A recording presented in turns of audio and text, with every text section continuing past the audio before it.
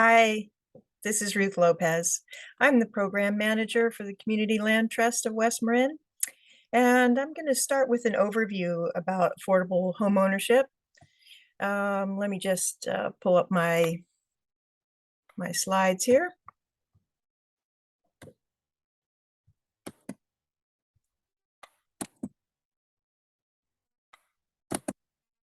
Okay. There are many benefits to affordable home ownership beyond the obvious one of affordability. Affordable homes means the household can afford other necessities like health care and good food. And that usually means more money back into the local economy to create a thriving local population. There are also fewer foreclosures because affordable home ownership has the support of a nonprofit or subsidy behind the owners.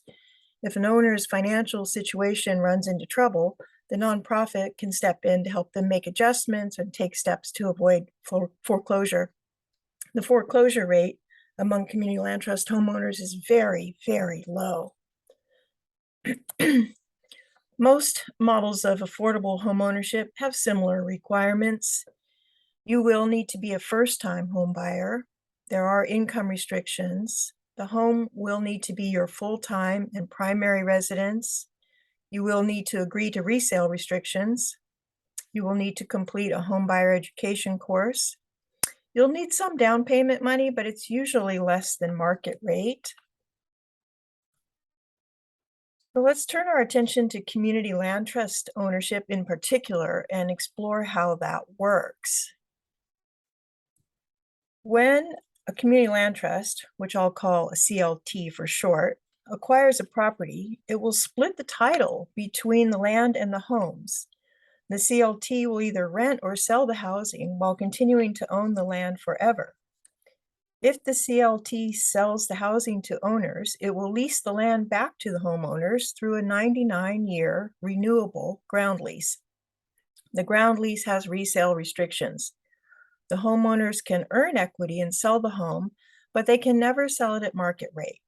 This ensures that the home will always be an affordable home ownership, and it makes the purpose of housing become about having stable homes rather than about wealth building. Homeowners own the home and all the improvements. And as I mentioned before, the owners have the support of a CLT behind them. Let's take a little deeper look at that ground lease. Although the CLT owns the ground, the experience of being a CLT homeowner is just like regular ownership.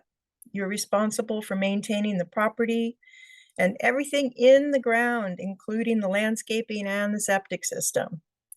You are responsible for paying the monthly ground lease fee and the property taxes. Property taxes will be reduced, however, because you do not own the land and you have resale restrictions. You can make improvements to the property, but you will usually be required to have a conversation with the land trust about any major improvements you wish to make. CLAM is a small CLT, and we've only done 2 home ownerships. Most of our properties are rentals. We hope to do more home ownerships. For each of the home ownerships that we have done, the household was able to purchase the property for about half of market value. In our most recent home ownership in 2018, the owners were able to purchase this 3-bedroom home for $400,000. They paid about $5,000 in down payment, and their monthly ground lease fee is $50. We've seen a lot of interest in co-ownership in the last few years, and we really want to support that and enable that. When you buy a property with another household, you can pool your resources and have more buying power together, and you have built-in community, which many people find desirable. For even greater affordability, 2 or more households could buy a community land trust property and own the housing together, while the community land trust owns the ground, thereby taking the cost of the ground out of the cost of ownership. A property with a main house and a second unit would be an ideal candidate for tenants in common ownership. Many years ago, CLAM helped two households buy a property as tenants in common. Clam simply tied the property up in escrow while the households got their financing together. We did not own the ground in that situation. Clam is happy to help facilitate tenants in common ownership again, like that one, but we're also interested in creating even deeper affordability by owning the ground and creating permanent affordability through a ground lease with resale restrictions. I just should mention that tenants in common is not the only way to hold title together, but that is not the scope of this presentation. Considerations for finding compatible co-owners.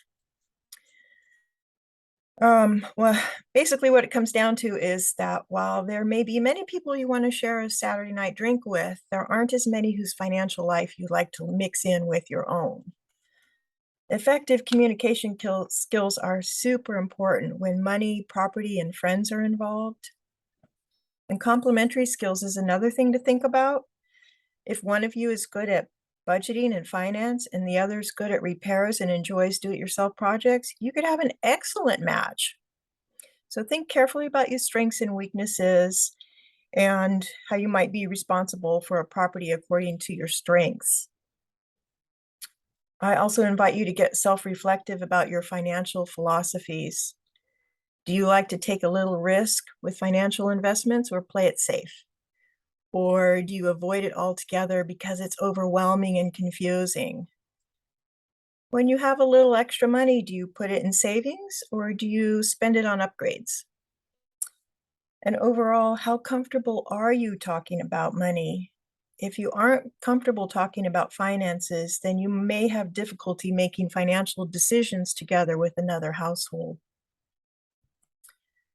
And finally, my last slide is just a few of those homebuyer education courses. There's more, and they're mostly all online these days.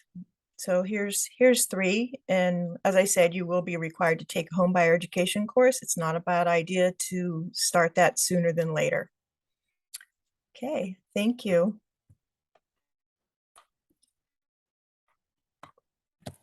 Gonna stop and pass it on.